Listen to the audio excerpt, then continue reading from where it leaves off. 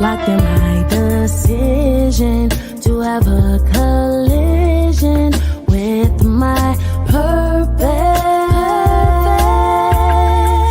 It is my assignment to be in alignment with my purpose. I'm locked in, going all out, no fear, no doubt. My God, my choice, your will, I'm all yours. Locked in, going all out, no fear, no doubt. My God, my choice, your will, your will, your will. Locked in my decision to have a collision with my purpose. It is my assignment to be in alignment with my purpose. Have a collision with purpose, 'cause you know that you're worth it, and your dream is worth capturing. If I'm not living on purpose, then none of it is worth it. My assignment is uplifting souls for the King, souls for the King, souls for the King.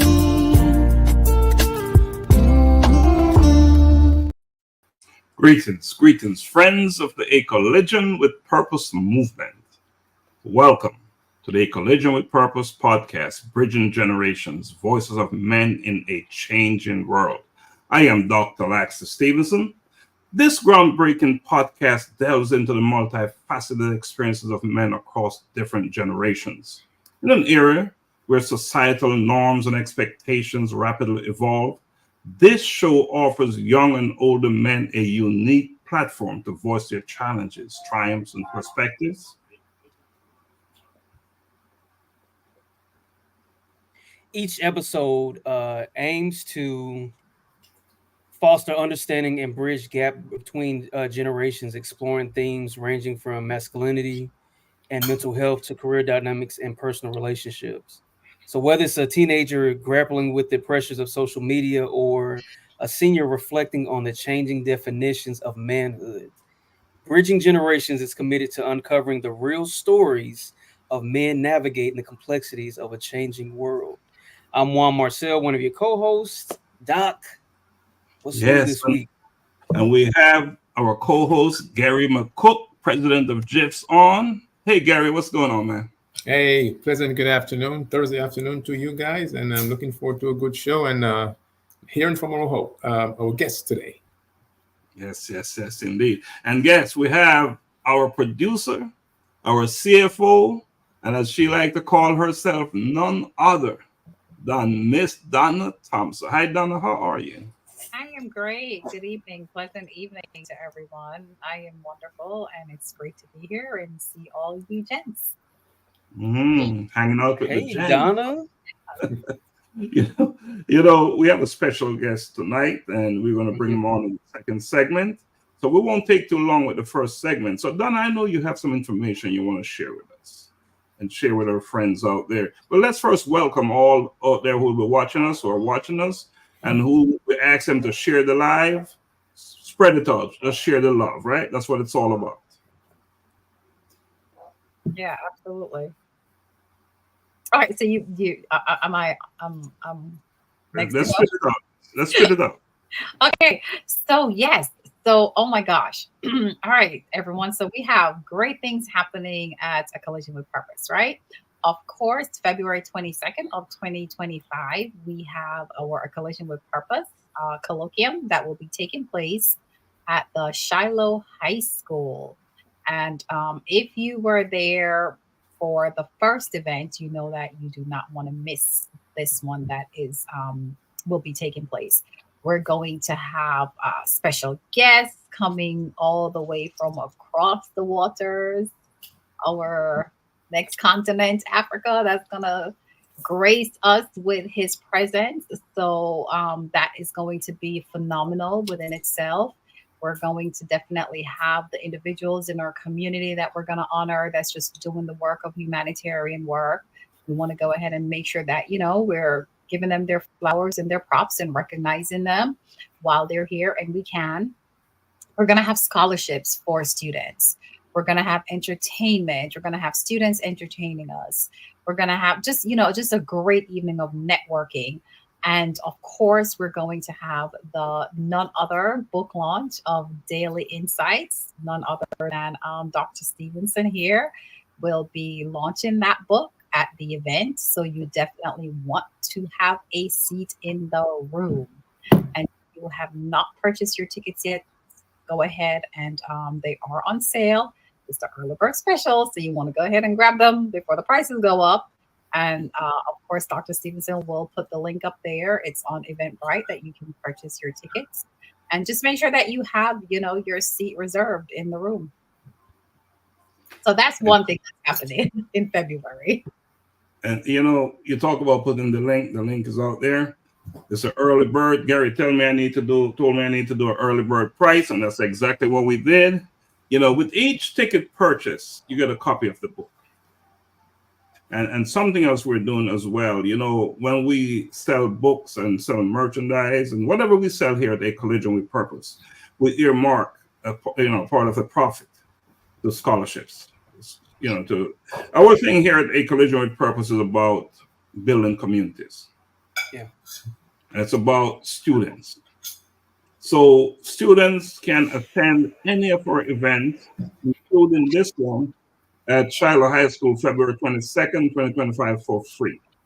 And one of the conditions for a student to qualify for a scholarship, they must be in attendance. So bring your students out. If you're a parent, bring your students out. If you're a teacher, bring your students out in number. If it's all students there, we're happy, because this is what it's all about. It's about building community. All right. So big stuff. Let me hear from Gary about the colloquium and Juan. Can you jump in on that, please?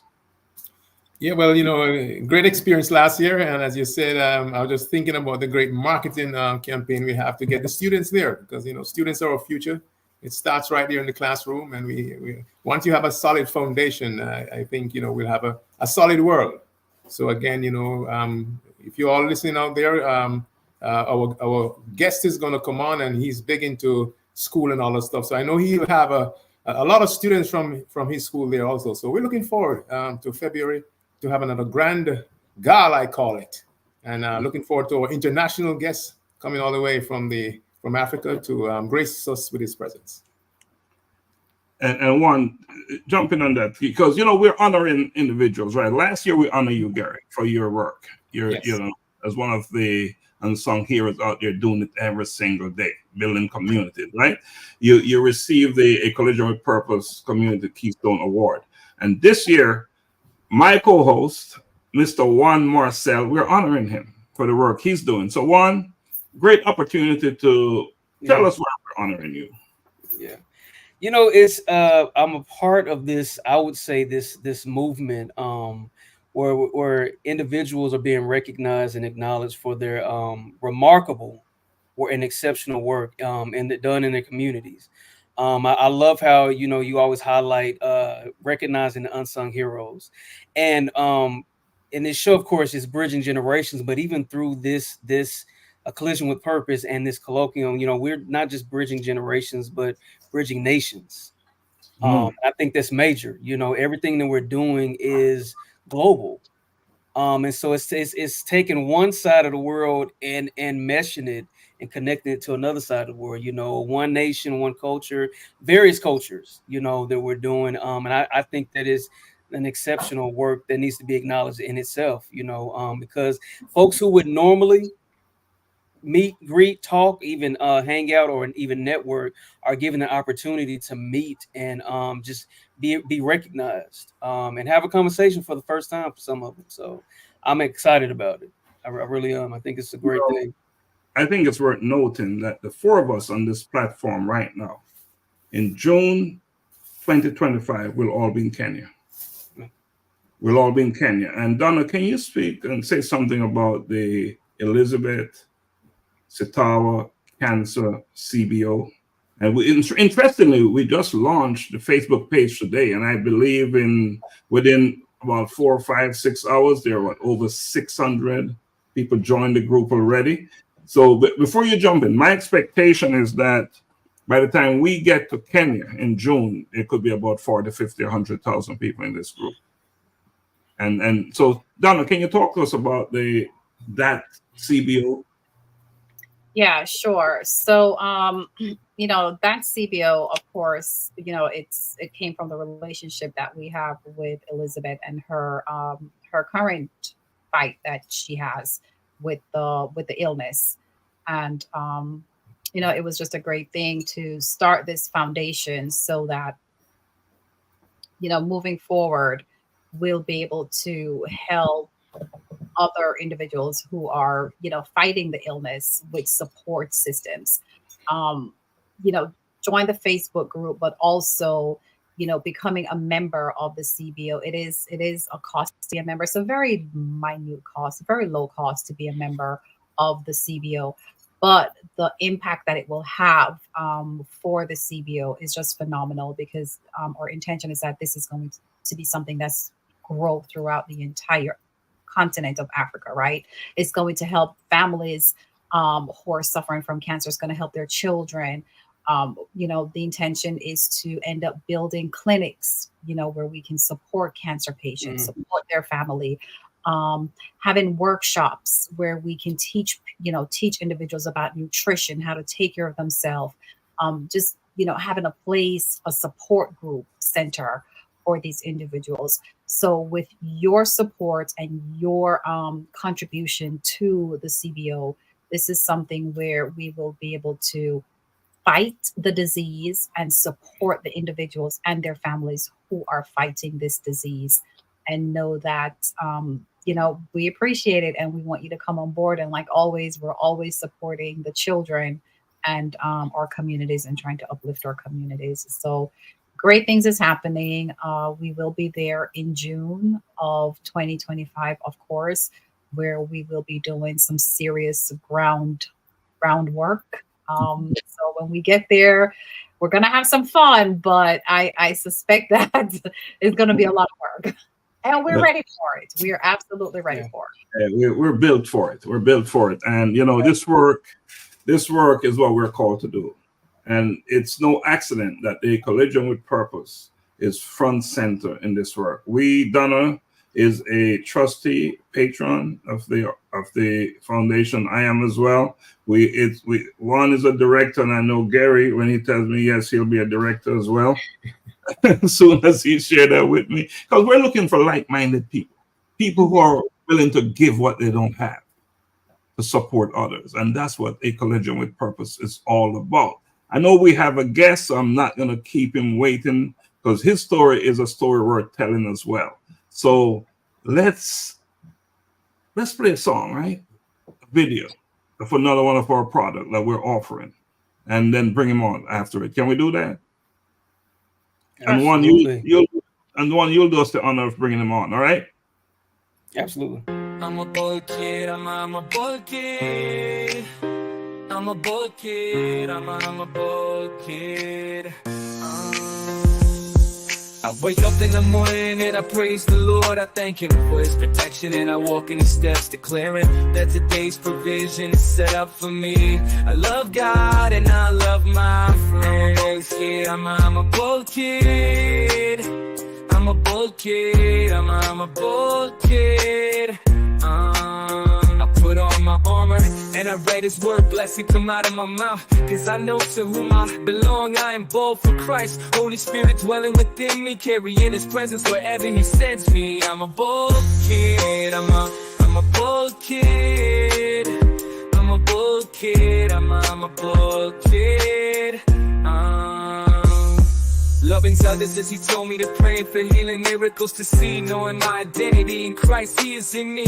I am a bold kid, He loves me, standing firm on His word, proclaiming everything I heard, not afraid because He is with me. Be bold.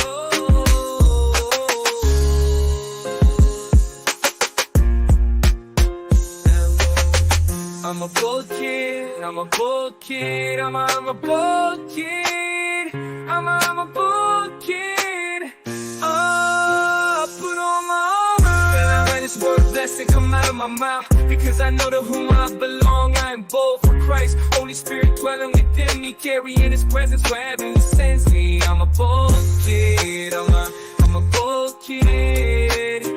I'm a bold kid. I'm a bold kid. Right. That's something big about to go down. Gary, you're a bold kid? I'm a bold kid. Juan, you're a bold kid? Absolutely. Absolutely. We won't go into the bold kid business tonight, but look out, it's coming. It's one of the things that we do around here at A Collision with Purpose. So Juan, let's do us the honor of bringing on our special guest tonight. Yes, so to our listeners and viewers, we have the distinct honor of having this special guest that's was actually, born, raised, and spent his formative years in Jamaica.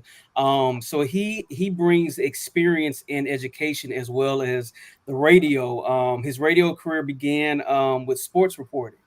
So he's been doing his work, and so while attending the GC Foster College of PE and Sports in 1990s, when all of this began, in 91, Wayne Hall was awarded the Calden Finance Merchant Bank Teacher of the Year Award in Jamaica. So that's just awesome work he's already started some years ago. Currently, he is a special ed teacher in Gwinnett County Public Schools. So now he's local. So he's here with us. He was Teacher of the Year in 22 to 23. He has a Master's of Arts in Special Education with a focus on autism spectrum disorder. So he pretty much is passionate about serving in this field of autism, which we absolutely love and we need. And just to talk a bit about his accolades, he's hosted the Wayne Hall Show since 2012. It's based in Atlanta, Georgia. And check this out. He's received many accolades over the years. So here's the thing. He's received the Caribbean Association of Georgia twice. He's been presented with 4 House resolutions for his contributions to both education and his community via radio.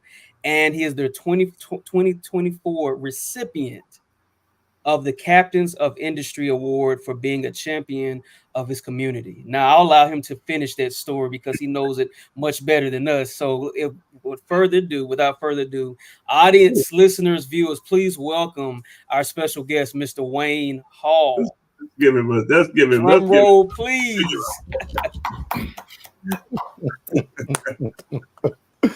Wow. Welcome. The man himself. Good evening. Wayne, I'm listening to that intro and I'm saying, there's no award we can give him. He's got it all already. Hey, he's been busy. Yeah.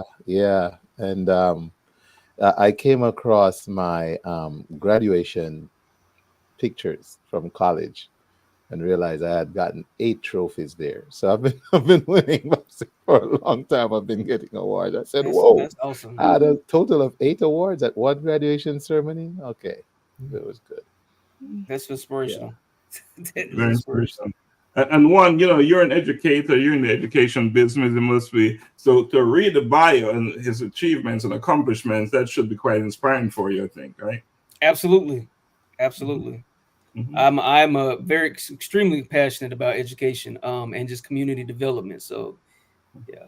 And I will say that when it's one thing, I got that in Jamaica, right? Mm-hmm. And you come into a system that's really different, and I talk about the level of delivery. I mean, we have some passionate teachers here in the U.S., here in Georgia, actually, too. And it's something I never thought I'd ever make it to. But you know what? You use a keyword, passionate. That passion will really drive you. And I feel good to know that I've done it across borders. Yeah. At home and here. So that's great. And when you talk about borders, take me back to Jamaica, early days. That's perspective. Let's travel over to St. Catherine, Jamaica, a place called Yorton, at the foot of Mount Diablo. Mount Rosser, as we say. And that's where I was born and raised. I went to the Ureton Basic School. The one we always forget the basic school, you know. But I remember my basic school. Went to Ureton Primary School. From Ureton Primary School to Charlemont High School. Um, it's one of the schools that was built when the Jamaican government and the Cuban government went on a mission to have some schools built, and the Charlemont High School was one of those. So that's the school I attended, and then I went to another school they have to build, the G.C. Foster College of PE and Sports, and yeah. So growing up there, always had a passion for radio. Will tell you I chat too much, and and then you know chose teaching because I chose to teach in sports. PE teacher. That's how it started. I wanted to go down the sporting path. I also embarked on radio while at college, doing sports commentary. And I always tell folks, you've not seen my best radio skill unless you've seen me cover an event like a track and field event or a soccer match or something. That's where the real radio passion is, honestly. So yeah, that's the sum of it, you know. That's the sum of it. You know, we're a purpose show, right? We're all about purpose, and we're always keen to find out how do people have their collision with their purpose. And I know somewhere in this all, education and just being on the radio is your purpose. You're somewhere in there. And so, what is it that prompted you and got you to that place? I tell you what, I grew up with parents who were Christian and very strict, and my dad is a big reason behind whatever I've become, honestly, because as soon as you get close to where you need to be figuring out your next move, he's on it. He had a principle where he said each of his children needed to learn a skill. All my sisters are dressmakers. They all can sew. I have a brother who's a tailor. I started the tailoring, didn't like it, so I did metal fabrication, so I can weld. And of course he was a mason outside of his regular job, and so I got into that kind of construction environment with him, and I'm a pretty decent mason myself. I can lay you some bricks and CMU blocks, you know. So, but the point I want to make is that he would always be driving that. You're gonna have to be something or do something, and I was a pretty smart kid in school, and he would always want to know what I would like to do, where I should go, what I should get into. I got up one day, I said, I want to join the army, Daddy. I want to be in the military. You know, I just love the military. He said, look, man, what does the Jamaican military do? They don't do anything. You need to think about another way, that you can do something that to him was more meaningful. And he suggested you probably could do education, something else. So I thought it over. I said, well, if I'm not going to go down the military path, let me do education. And I started, and that's how I got into what I loved, which was sports. You know, I played in the National Premier League with Galaxy Football Club for about 3 seasons. We were the team that brought them to the Premier League, and so I was really into sports, and I got to G.C. Foster College, and it's all sports, it's physical education, and there was a very cool unit that did broadcasting there, and that was the other thing. I'd be in the house, I'd be commentating on everything, I'd be doing my own commentary no matter what's going on, and I got a chance to do it there. And so the radio and the teaching came together. I was offered a job at Radio RJR that I never started because I did choose my wife to come and be with here in this States. But yeah, that's kind of the motivation and the mechanics, the logistics that pushed me into teaching and radio. And here we are today. No, and I'm watching Gary, listening to you, and Gary's been on the receiving end of questions from you all this time, right? Yes. So now, Gary, it's your opportunity to Well, turn it around. yes, Wayne. Good to have you, Wayne. And it's interesting when Dr. Lax asked him, what was his motivation and everything, and he mentioned his dad. And I just thought from that moment that a lot of times we're talking to folks, and especially in our age, not that I'm old, but in our age, and Right. they always reference that that goal or whatever they're doing came from their mom or grandma.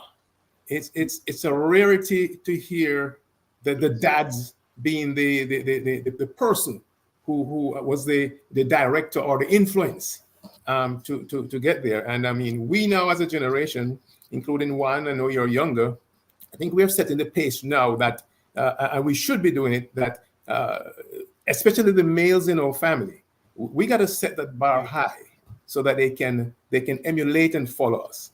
And it was very interesting when it's a collision with purpose, and that was Wayne's collision with his purpose. And I know as we go along, we'll hear the different purposes that he has had. So Wayne, kudos to you, and I'm glad you listened to that. Yes, and that's on that side. I know I'll get a chance to tell you how I got into special education and autism. There you later go. on. There Yeah. you go. There you go. Yeah. There you go. There you go. I was actually about to ask that question, like, what motivated you to pursue a career in special education, especially with a focus, a concentration in autism in the States? Yes. So very interesting. I came to this country as a teacher and started teaching in Mount Vernon, New York, and didn't like it. The change was the culture shock in both. It was too much. And my biggest disappointment, though, was I was at a school where, you know,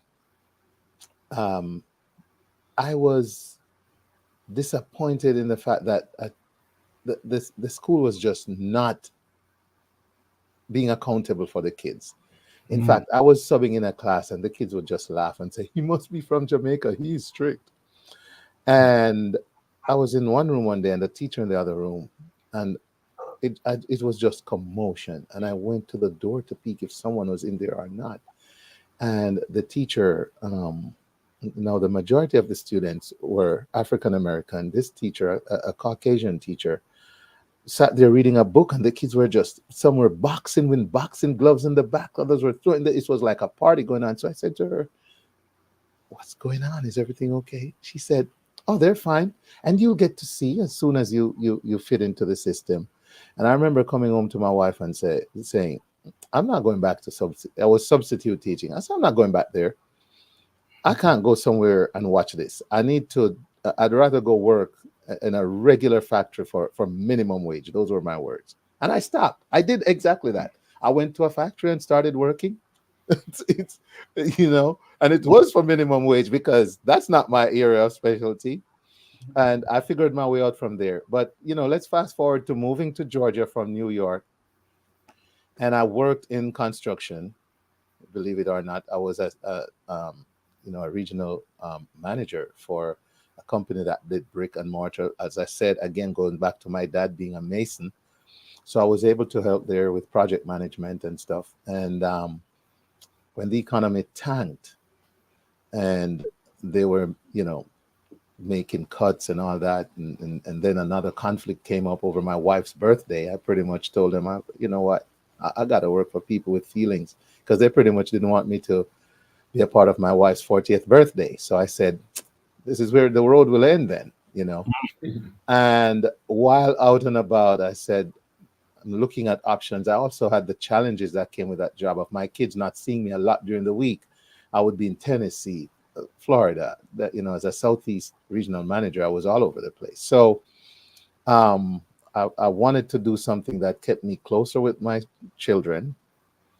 And also I wanted to see if I could get my foot back in education. So I looked at a job at schools in Georgia that I could go be a substitute teacher. And in doing so, I picked a school, believe it or not, that I said, let me go for 4 hours and see how I do with the special needs kids. And I went to sub at a school named Far Elementary for 4 hours. And it was life-changing. They loved me with the kids. The kids just connected with me. I connected with them. It was like a match made in heaven. So very quickly, the principal said, "No, we need you back." So they started telling me where all the opportunities were to sub in the school. And then they made me a long-term sub in that same room when one of the paraprofessionals was out. And then one of them left, and I was asked to be the paraprofessional in that classroom. And about halfway through the year, the teacher said she needed to move to another part of Georgia. And I said, "What?" I said, "Well, then maybe I should see about being the teacher in this classroom." And that's how I became the teacher in the classroom. I went through the interview process, did all the upgrading I needed, and since then went on to do a master's in special education. I then went to the University of West Florida for BC board certified behavior training. I am now a BCBA candidate as well. Someone is saying they love FAR. Thank you. and so I became the teacher in the room, and the rest is history. I'm still in that room, the very first room I subbed for 4 hours. I became the teacher in that room. So talk about a collision with purpose. There you Absolutely. go. Yeah. Clearly, you've had a few of those, right? Collision with your purpose. First, let me say thanks, Peter Gracie, for joining us, and Joy Raphael. She joined us all the way from Kenya, and it's very late in Kenya, right? Early morning over there. And thanks for joining us as well.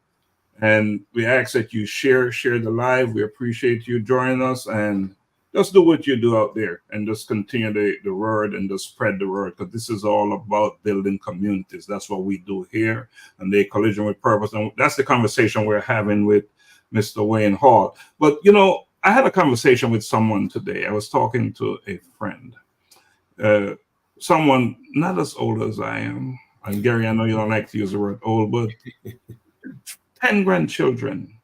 And she said some of them have challenges. What you're talking about, Wayne. Wow. So that's and I know it's a big problem. It's widespread, isn't it?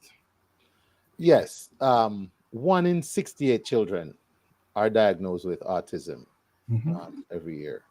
1 in 36. I'm sorry. It used to be 1 in 68 when I started out, but we realized it's 1 in 36 now, which means there's a lot of they've really come out with identifying very early, with Babies Can't Wait, the Babies Can't Wait program.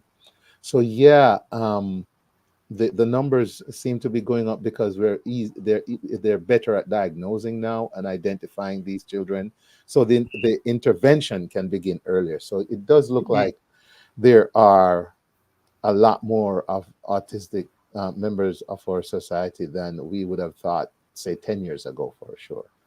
Well, is it that they were there and we didn't know 10 years ago because of better?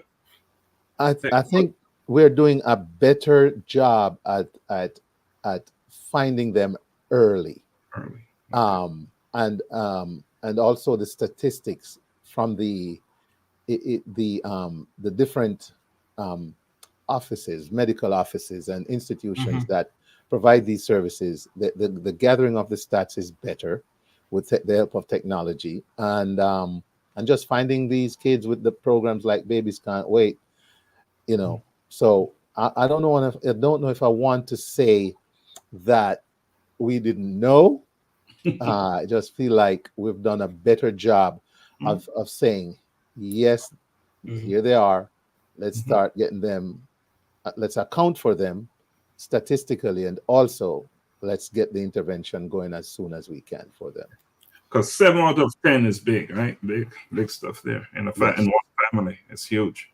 Oh yeah, and yeah, there are lots of families that have, say, 5 kids, 3 are autistic. Some have 2 kids, both are autistic. Some have 4, and all of them are autistic. It's a spectrum disorder, so you could find different levels within like the 7 out of 10 you're mentioning. You could find a high functioning one that you would probably not even know if someone didn't say they are. And then you'll have one that might not be vocal, not speaking, maybe using a communication device. and you'll find a middle ground, one that like almost like select mute, just speak only on command, or might just echo what you say and stuff like that. So it's a spectrum, and with different levels of severity. It's interesting you mentioned level, Wayne. I was going to ask that question, in terms of level, because I'm a real estate broker also. And years ago, I had this family that moved from New York, and they have two of the most handsome kids, twin boys. And it was so heart-wrenching to see both of them. Both of them were autistic, and the parents would say they would do everything. They would take them to Disney because they heard about all this stuff. They're going to see Mickey, and they say, hey, and they couldn't speak. There was no communication. Right. And when you talk about level, they had elder siblings that had to be holding on to their hands. Yes. Because they're a flight risk. Yes. While I've gone around and seen others that that are more calm, as you said. So yes, I see. So there are different levels, but in your experience where you are right now, what age group are you teaching, and what is there for them after they leave where you are? All right. So I'm at an elementary school where I serve kids up to like 10 years old, grades 3 to 5. So I get the bigger kids in the elementary school, right? So age 7, 8 to 10, 11ish, before they go to middle school. In private therapy, as a registered behavior technician, I've worked with high school kids as well, up to high school. So I've gone the whole spectrum in terms of elementary to high school, but just only in elementary in the school system. But as a private, working with a private company in ABA therapy, I've worked with kids who have gone through middle and now in high school. I have clients in high school. So, and to your point there, Mr. McCook, you have like in Georgia, we'll say level 1 autism, level 2, level 3. We have moderate, moderate intellectual disability. So we use those descriptions to kind of tell you, or classifications to kind of give you an idea of who you might be dealing with. But trust me if I tell you that if I bring you a kid and say, don't let him go, no matter what, don't let him go. And then I'll have a kid and I'll say, no, he'll stay, he'll be fine. Just tell him what you want. Just tell him if you want him to stand here or sit over here. And they'll both be in a level 1 classification. Yep. So are there any strategies or philosophies that guide your work in the classroom? Yeah, we do have strategies or we do have best practices that we follow as special education teachers, and a lot of it aligns with applied behavior analysis, ABA. Like in my room at school, I share with parents that we use certain behavior strategies, including what we call a 3-step prompt, which is I tell you what to do, and if you don't do it, I'll show you what to do. And if you don't do it, then I'm doing it with you. And we call that the 3-step prompt. Now, it was invented in the 70s to teach people to brush their teeth, but it has turned out to be a very effective way of teaching and working with individuals with autism. And outside of that, we have other ABA principles and best practices that, like what we call differential reinforcement, which is just a nice way of saying, I'm going to find a way to reward you for the behaviors that I really want, while not highlighting the behaviors that I don't want. So we have different kinds of what we call differential reinforcement. And reinforcement is a positive reinforcement is a big part of how we deal with this population. What do I mean by that? You do this for a reason. You're on here, Dr. Laxley, whenever you're on here for a reason. You get some kind of positive reinforcement from doing this. It could be the fact that you can keep Kenyans up at certain hours of the night, right? That hits the adrenaline. Mr. McCook does GIFs because he's committed to his culture from home and bridging it with the community here. And like I'm talking to Doxology Band on my radio show last night, and I'm sure So McCook would be proud to know what he's learn what he's done with for a band like that.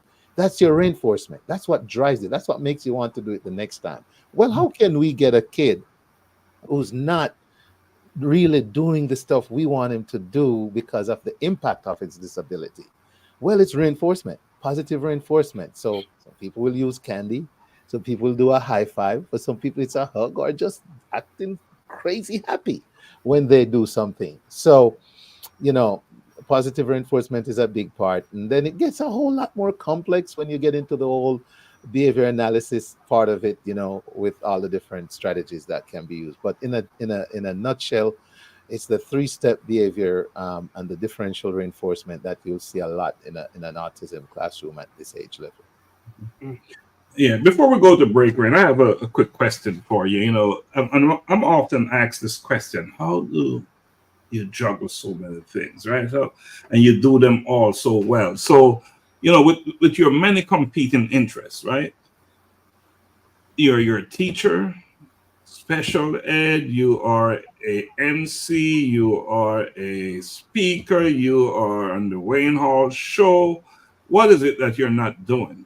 How do you manage all these different competing? I tell you what, everything you just mentioned, I consider a gift. A gift. They're easy. I hate to say it. I'm sorry if you're a special ed teacher, you can relate though that for some of us it's actually a calling. And a neighboring teacher called me to assist with a kid going to the bathroom that was giving her a little difficulty. She's a paraprofessional in a neighboring classroom, and she told me all the challenges, and I got in there and I said, okay, I'll intervene, I'll help. And I got the kid, we went to the bathroom, he used it better than ever. We were walking back, he said, my goodness, you're the whisperer. You made this look way too easy. So I honestly attribute it to talent. The hosting, the emceeing part, one-on-one with me, like in my family setting and my email friends, I'm a nutcase. For somebody who's doing so many serious things and having all these good comments, I just let go and have great humor and fun, and that's all I do when I host an event. I bring that side of my personality to the fore. And again, it's a God-given talent. He's blessed me with the ability to be quick with words and to use my surrounding in a way in an organic way to generate fun and humor for the folks having the event, And so I get a booking, I put it on the calendar, and I get myself ready. I have a wedding coming up that I'm going to be the DJ and the MC, and it won't be the first. I've done it about 5 or 6 times, and they become repeat. Every party after that, they want me, the anniversary. So I must have done well. So I say they're talents. I enjoy doing every one of them. And they align with my family goals, because when it really comes to when I'm not doing all of that, and the reason I don't do more of any of that is that in the middle of all of that is family.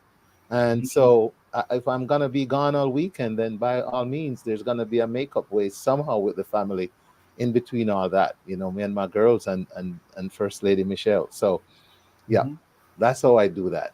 Yeah. I like that. And time management. I've learned from going to school for back-to-back master degrees, how many hours, how much time I had to do stuff. So I transfer that over into preparing for these different things. Right. That I needed to. And I ask you that for a reason, because I'm often asked that question, and I know Donna has asked that question, I know Gary received the question on one, because we're all busy doing so many things. And it's good the mere fact it doesn't feel like work for one thing. There you go. Because it's aligned with why you're here and what you're here for. Yes. So it just do it without even thinking about it, right? So let's take a quick break. We're going to take an on-screen break. And Wayne, you have not seen this clip I'm going to play, but I want you to pay attention to it a bit, because we'll talk about it when we come back, all right?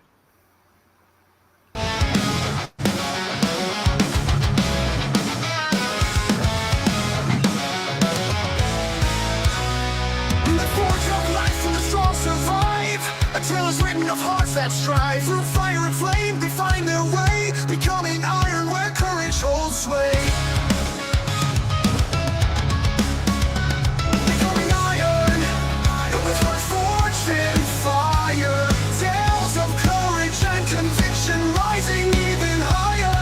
Displaying strength in the fiercest fight, becoming iron, shining in the night. Faces the darkest night. The empowered man fights with all his might. The resilient man stands unwavering and strong. The inspired man knows where he belongs. Together they rise, conquering fears, becoming iron through trials and fears. Becoming iron with hearts forged in fire. Tales of courage and conviction, rising even higher. Displaying strength in the fiercest fight, becoming iron, shining in the night. Becoming iron, shining in the night. The brave man faces the darkest night. The empowered man fights with all his might. The resilient man stands unwavering and strong. The inspired man knows where he belongs. Becoming iron, knows where he belongs. Becoming iron, shining in the night. Becoming iron, with hearts forged in fire. Tales of courage and conviction, rising even higher. Displaying strength in the fiercest fight. Men becoming iron, shining in the night.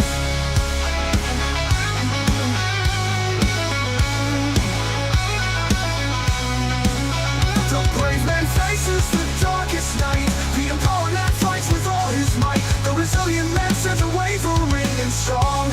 It's shining in the night. And the tales of old and the battles new. Convictions light sees. Right, in the tales of old and the battles new, conviction light sees them through.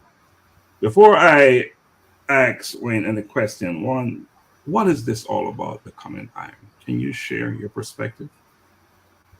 Absolutely. I think becoming iron is pretty much just talking through and recognizing the journey it takes for us to, I would say, develop that wherewithal, that stick-to-itness, our ability and our perspective on how to stick it through when we are faced with challenges, and how we rise above, So I think it's just about talking about, our strengths, our perseverance, our grit, more specifically.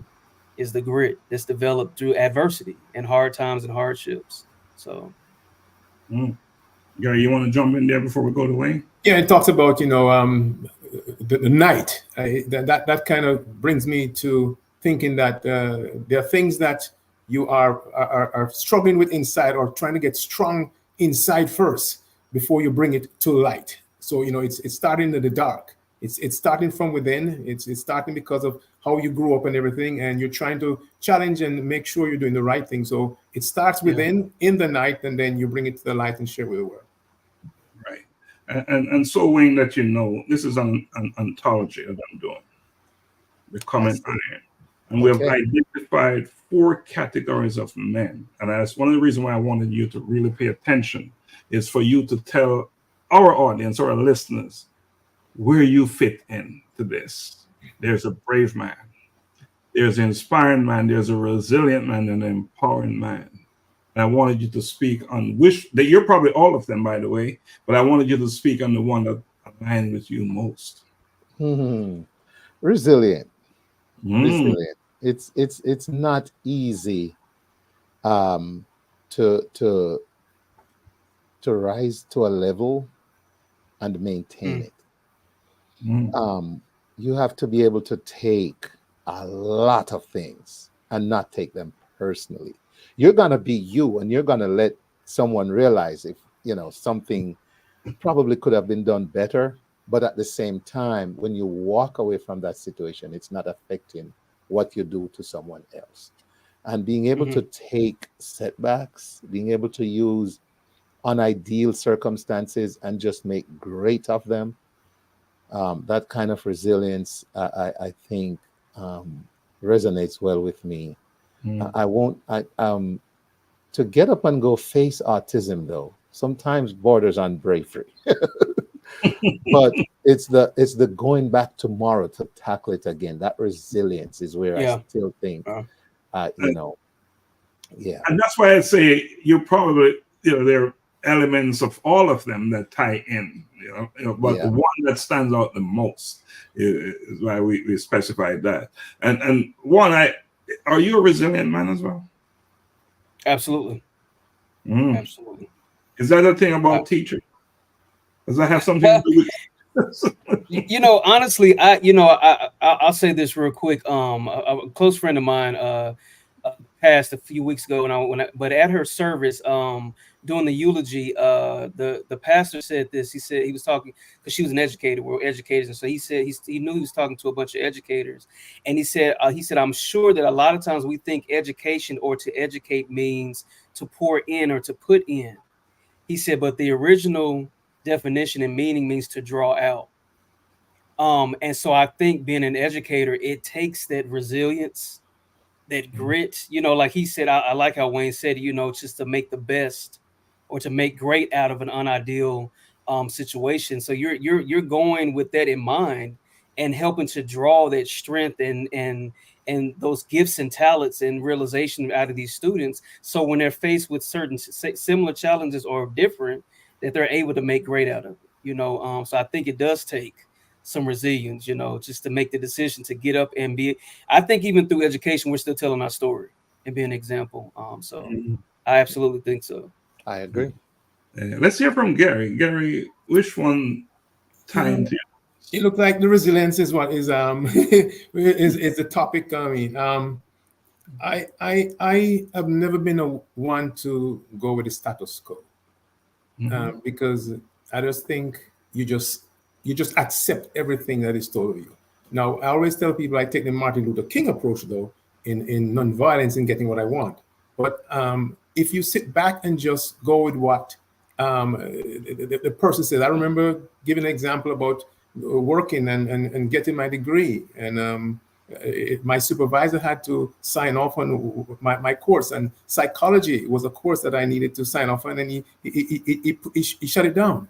And I had to go to the HR and say, HR, this is a core course for my degree. And they overrided him. And I thought about all the other people before me who would have just taken what they were told, and they would have to go pay for this course. And I was making sure that this company was going to pay for every course that I did, and they paid based on if you got an A, B, or C. So that is in me to not give up. I function better under stress. If it's too easy, it's not going to work. So I like that challenge and that resilience. It gives me that power to say yes. And when I look back and say yes, I have achieved or I have accomplished it. There's that self-satisfaction in that. Wow.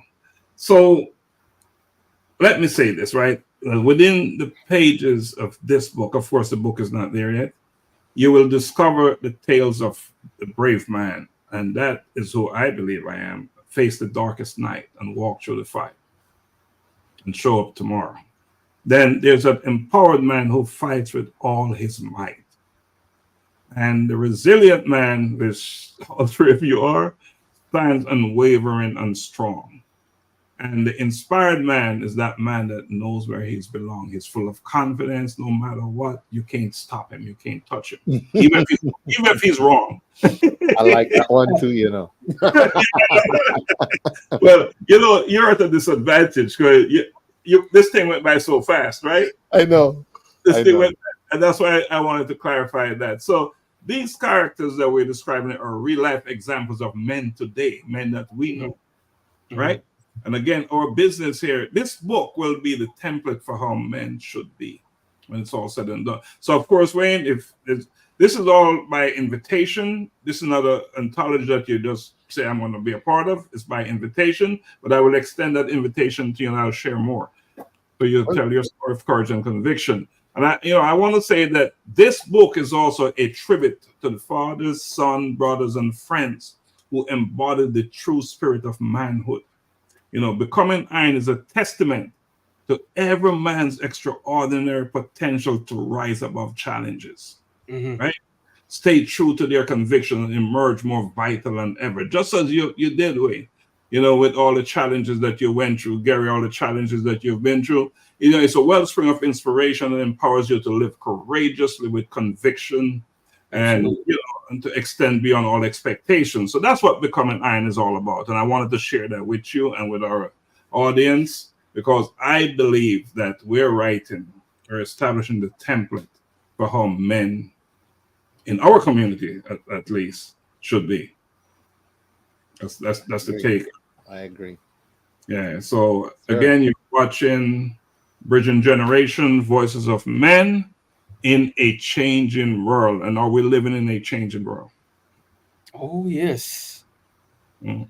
absolutely. Major. Every day. Major. Wayne, can you talk to me about a changing world and how is that impacting your students and as a parent? You know, there's so many different angles to turn with that in terms of, um, you know, you said impacting students and you said men? Well, people in general, but People in specifically general? Okay. younger generation. And you as a parent, how is that making your role more challenging, this changing world that we live in? It's, is there an easy way to even say this? There's so much to it, but let's start with technology.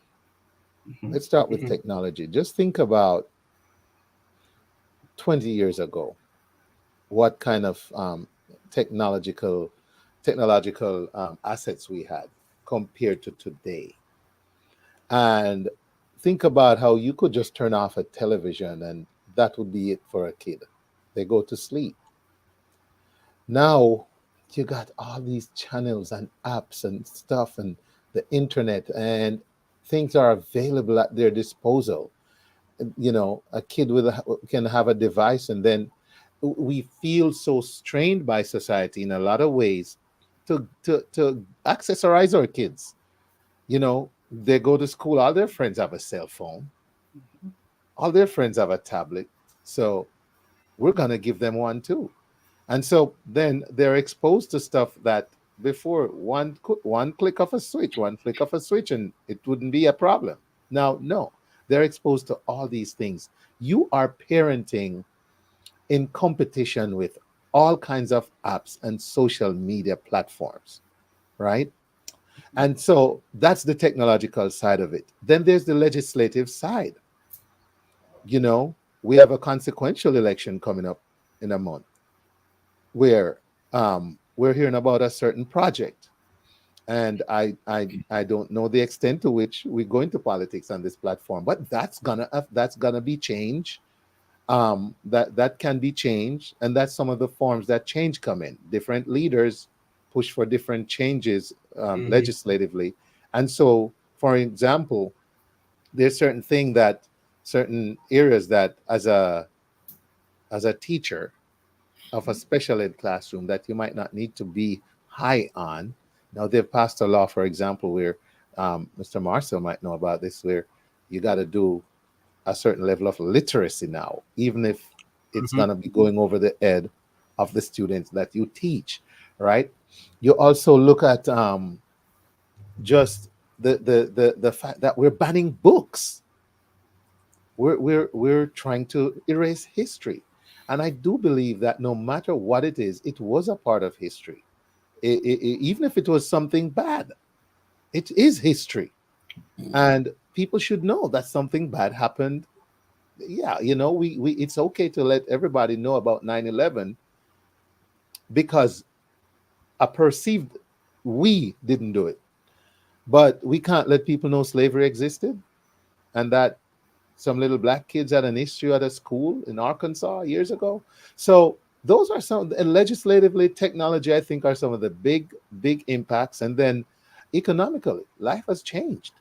You look at, single parent households, or you walk into even a school that is considered a Title II school, and you'll find individuals that are coming to school needing to be fed at school. And as my principal put it the other day, students are showing up needing more love than even lessons, just to get through a day. And so those are some of the things I think in a nutshell. The social environment is different.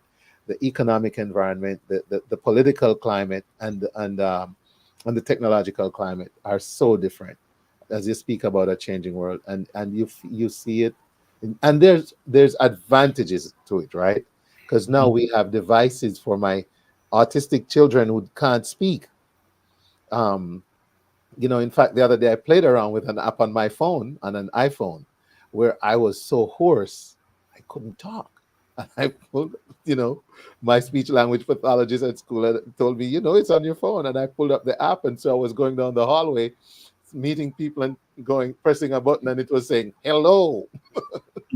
And I'll quickly type, how are you? And then answer, and I'd say fine, and I'm gone. But I didn't say a word. I use that. So there's the plus side for sure to technology. With one button now, you can stream your show to all these platforms and get all this audience all over the world, right? So there's some pluses, but those are some of the things I think have really impacted change and how we do things. No doubt there are pros and cons. You talk about technology. I was on a show, was it Wednesday, and I said, this is a serious topic. And guess what? Siri jumped on my phone and started talking to me. I was with a couple of members of staff, and we were just talking, and the whole subject of rape came up. And this lady next to her phone, and I don't even remember exactly what she said, but Siri jumped on and said, the rape hotline number is. So it's real. Yeah. It's real. So, one thing I want to clarify, and you said that is politics pretty much off topic, and this and all of our platforms, we don't leave anything on the table. And this, so you as a current guest and all future guests should know that. Bring your story. We're not censoring anything. Good. Real life stuff that we deal with here. Good. Collision with purpose. We're about purpose. And that's not something you can cover up and fake it and twist it any other way. We deal with real truth. In fact, the truth is what we deal with. So, Gary, and I want to pitch it to you, and speak to changing world and how is that affecting you and as a parent. Well, I remember some years ago, my two boys it came to me, and it sounded like they were in a choir. I didn't know they were in a choir, but this sounded like a choir because they said, Dad, if we do anything that is against your teachings, it's not because of your teachings, but we just want to try it. And I remember trying to discipline them, and they would always reference to, this is not Jamaica, this is USA. And you would hear about the 911, if something goes wrong. So I remember even at a stage trying to tell my son, teach him, I wouldn't say about the birds and the bees, but teach him something along that line. And he laughed at me because he was already privy to that information in his school. These kids spend most of their awake time at school. So when they come home to you, I mean, they have gotten all the education and miseducation in school when they come home to you. So it has been a challenge, but we're able to work around it. The technology, as you say, the iPhones and all that stuff. I remember, even think about a car. In I think it was high school. I'm telling my son the last year of high school that he's got to take the bus. He tells me no. They don't take the bus. It's a car. So a neighbor who can give his child a new Mustang would come and pick him up. And I said, I said, Andrea, this doesn't look good enough. This doesn't look good at all.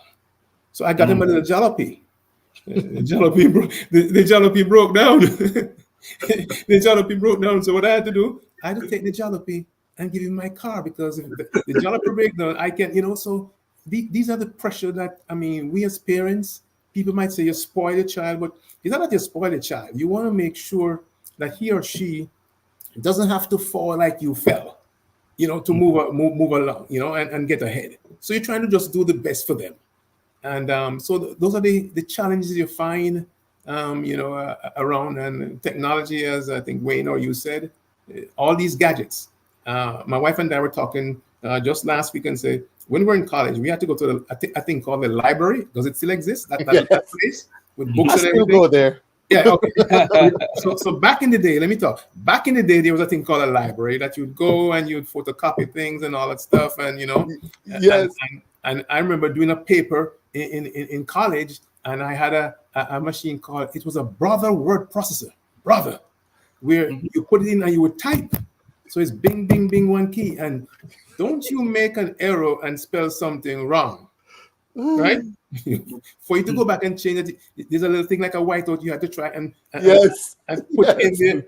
You know what I'm talking about, Wayne? Yes. Yeah. And That's try how. to That's correct how it. you made teaching materials back. Yes. Back. Yeah. Yeah. And then when you look at it now, it doesn't look good. So for you to present it to your professor, but that was it. So we were just comparing back then. Now they just voice something or put in something. It comes in, you edit it, you give the person credit for it, and boom, you're done.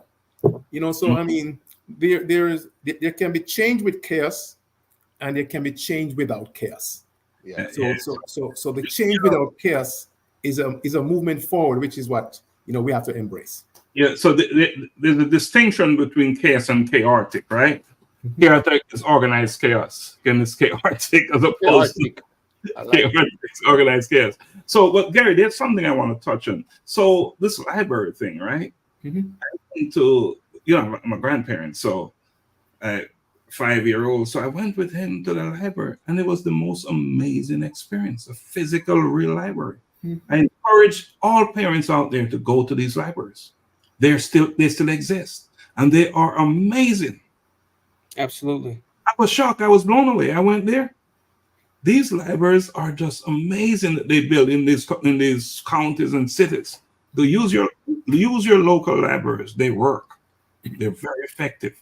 So Wayne, there's a question for you on the screen there. With such a high rate of autism in our country, do you see a concern on how these children who will one day become adults function in society?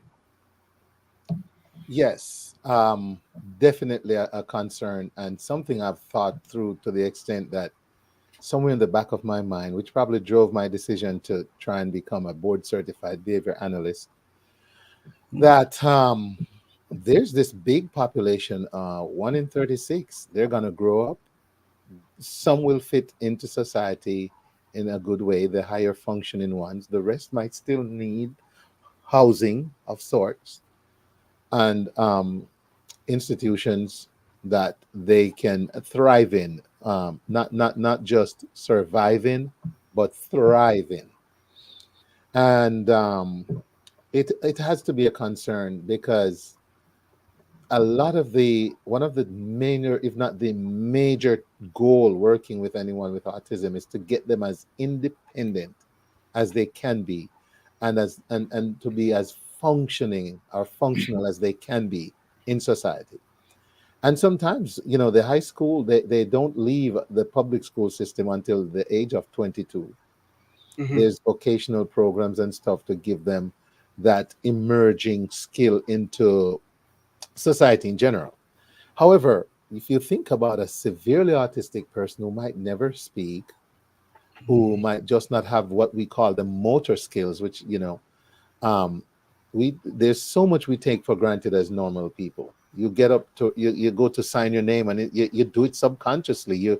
You're on the phone with Wayne saying, yes, I can be on the show at 8 tonight, and you just signed 3 checks for employees, or you just signed a check and literally deposited it with the other hand, right? Well, that kind of coordination, and function is not present in some of these individuals, and so later in life they're going to need help. And we're going to have to, in a way, prepare ourselves as a society to accommodate this population. We have the Special Olympics. We have stuff they can go. We can build communities that will foster them. There's a lot of sensory challenges. They can't deal with a lot of loud noise and bright light, some of them, and certain textures and stuff. So Yeah. they would need a certain kind of environment in which to thrive. And so I feel like down the road, to answer that question, I'm sure it's definitely something that's being looked at higher levels than our pay grade, that society will need to make the right accommodations for these individuals as they get older. Donald, thank you for that question. And Wayne, thank you for addressing it. A very powerful question, and it's a real issue, as you pointed out. Real something will pose a challenge. So hopefully there will be some solutions out there or some conditions that will address the situation much better.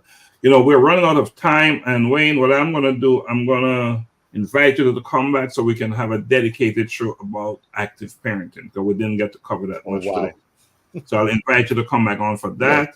But what I want to present to you, gentlemen, is, do we know who we are? Do we know ourselves? When you look in the mirror, what do you see? So, and who do you see? And are you seeing the person in there and accepting who you see? So, Juan, I want to start with you. To answer that question, simply, yes. Yes. There's a lot I can go into deep, but just to be quick and simple, yes. And it's taking some time. Even I think as time goes on, we're still evolving. But for the most part, yes. Okay. Sir, Mr. McCook? I would say yes. I look in the mirror a lot of times and I keep pinching myself and saying, we're immigrants who left our homeland and came here, and there were different paths that we could have taken, but we didn't choose the get rich path. We buckled down and used what we learned in Jamaica, to work for what you achieve and get it when it's there. And I look in the mirror sometimes and I pinch myself and see where I am, and I think I'm where I need to be. The personal care home, for one, we look at it as a ministry, and it feels good to go by and take care of these people, put a smile on their face every day. So I feel I'm happy with where I am. I say sometimes to my other half that, this may sound funny, but God is always good and He has a plan for us. And if tomorrow He should say, "Hey, knock, knock, hey, come on home," I think I've accomplished a whole lot, and I'm proud of me, where I am. So yes. Awesome. Mr. Hall? A question that is a whole lot harder than it sounds, because thank you. Yeah, because you know what? When I look in the mirror, I see work in progress. Yes, I see work in progress. And the reason I say that is I have the accolades, man. I need to build some real estate to put trophies and all that. Mm-hmm. But I'll find myself, like I'll tell the teachers at school, yes, I've been teacher of the year, but if I could just be the teacher of the moment, if I could just make that right decision right there, right then, every time, boy, I would be great. But we're humans, right? So I see work in progress, but I feel like I know who I am in terms of what I want my legacy to be, what I want the world to know about Wayne All when he's gone. And so I know I pray for health and strength, because I also am aware of the path I'd like to take with the gifts, the talents, and the training that I've gotten. And I'm happy with who I see in the mirror. Awesome. So I asked that question for a reason, and I'm going to play a quick video before we get out of here, and then we'll come back and do closing arguments, because I look in the mirror and I see work in progress. That's what I see. So this video is going to challenge some of your assumptions about, because I call it the mirror of truth, or the truth mirror. And often we don't look in the mirror that we should be looking in. We look in the mirror that we create. So I'm going to play that a quick video. Just bear with me, all right? Okay. Greetings, friends of the Ecologian with Purpose movement. Welcome to Daily Insights Unveiled, where we embark on a shared journey to uncover deeper truths about ourselves and our purpose. I am Dr. Laxley Stephenson, and I'm here to guide you on this path of self-discovery. Today, let's talk about turning truth into action. In our last conversation, we delved into the mirror of truth, a powerful tool that reveals our true essence. Today, let us take another step. And as always, let me begin by asking you a question. What did you discover when you faced that mirror? Did you witness your potential, your strength, and your resilience? Or did you encounter shadows of fear, doubt, and unmet expectations? Remember, the mirror of truth doesn't define us. It merely shows us where we have opportunity for growth. What truly matters is not the reflection itself, but the actions we take based on the revelations. When I stood before that mirror, it was a moment of reckoning. I was forced to confront the parts of myself I had long neglected, my vulnerabilities, and my unspoken dreams. I came to understand that the truth, though often uncomfortable, is also liberating. The real power lies in our response. Now, here's a question for you. What will you do about it? Do you intend to embrace the vulnerability that once felt like weakness and turn it into a source of strength? Will you chase the dreams you've hidden away, knowing that failure is just another step towards growth? Most importantly, will you extend the same grace to yourself that you so freely offer others? Now, the question is, what will I do about it? I intend to embrace the vulnerability that once felt like weakness and turn it into a source of strength. I will chase the dreams I've hidden away, knowing that failure is just another step toward growth. But most importantly, I will extend the same grace to myself that I so freely offer others. Now, let me turn it to you. Now it is your turn. What did you see in the mirror of truth, and what will you do about it? Will you let it be a window into your true self, or an excuse to remain the same? Remember, the power is in your hands. The mirror may not lie, but you have the power to shape your truth. Until next time, Daily Insights Unveiled. Thank you and blessings always. So there is my So often it's a deeper question, as Wayne said. Very deep. It's a deeper question, and it's something I've been working with.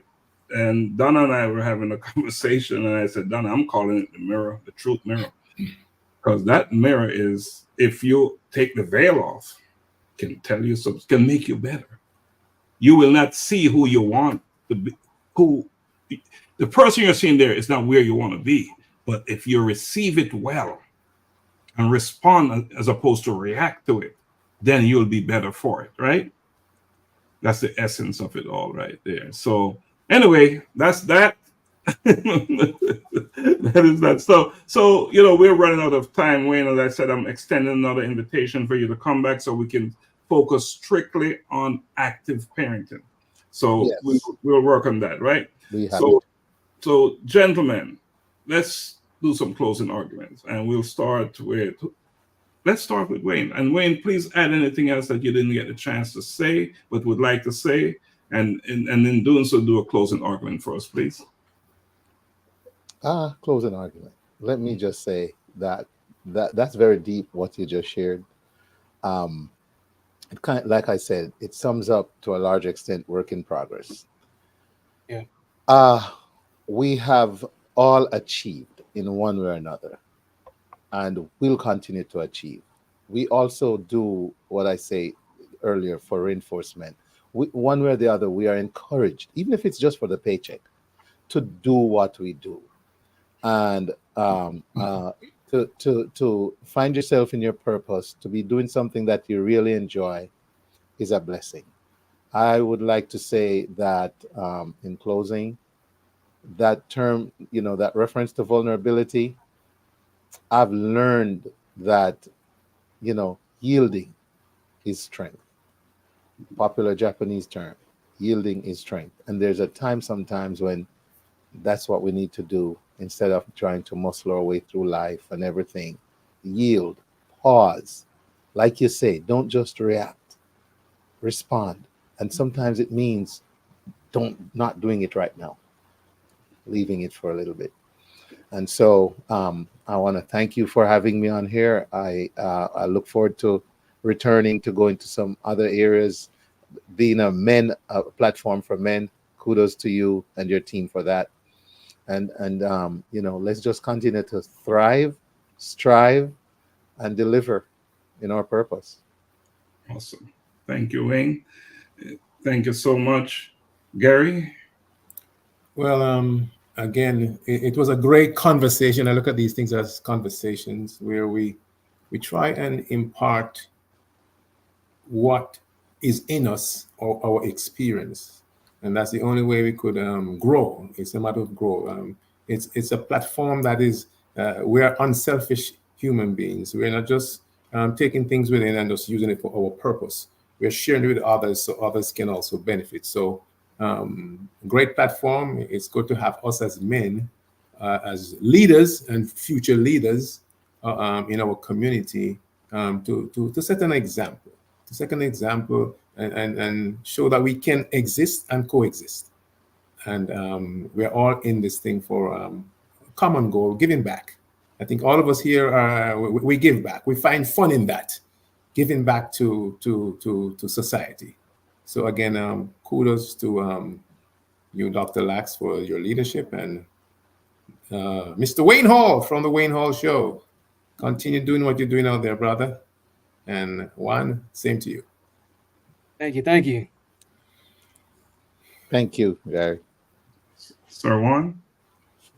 I would close with this simply, and in the lines of you talking about the mirror reflection. The truth mirror is for us all, even our viewers, our listeners, to take the time to reflect, to reevaluate, to recenter in order to decide where you want to be and who you want to be, because you do have the power of choice. You have that power.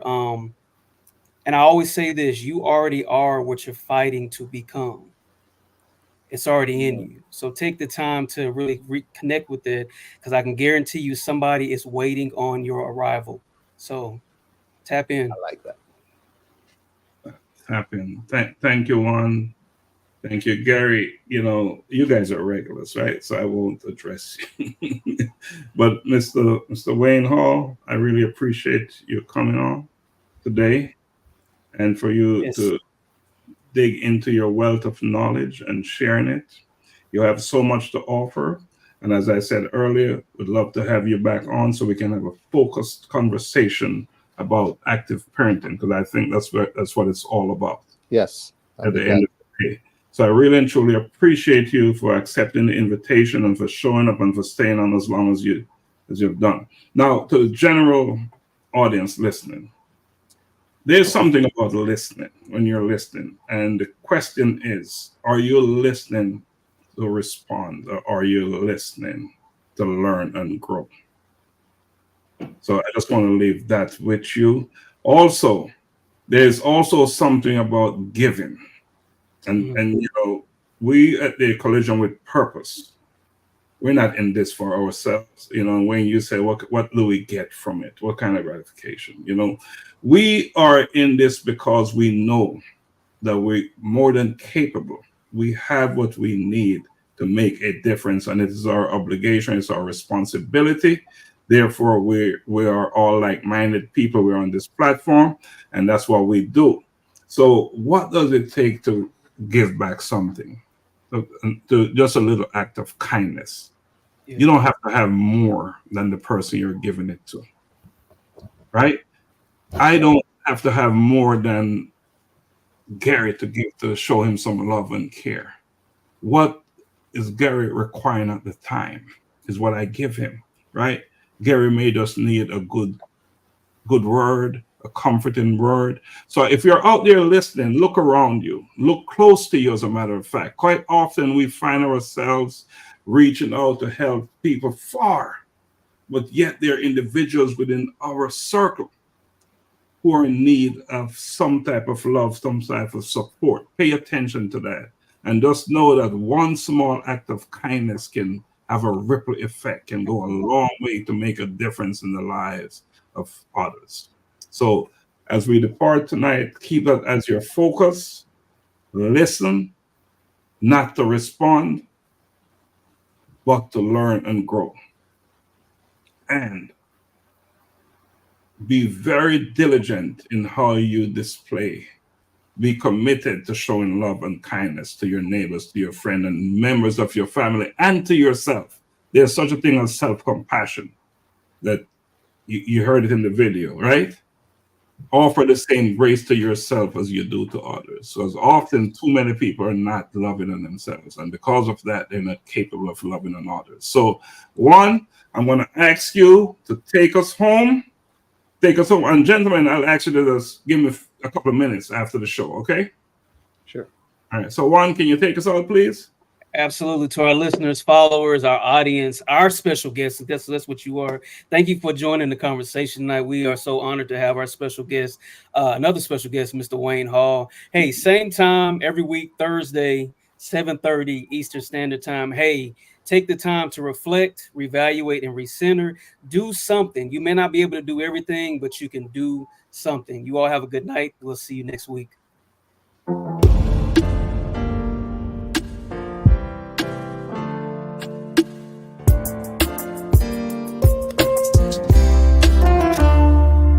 Like in my decision to have a collision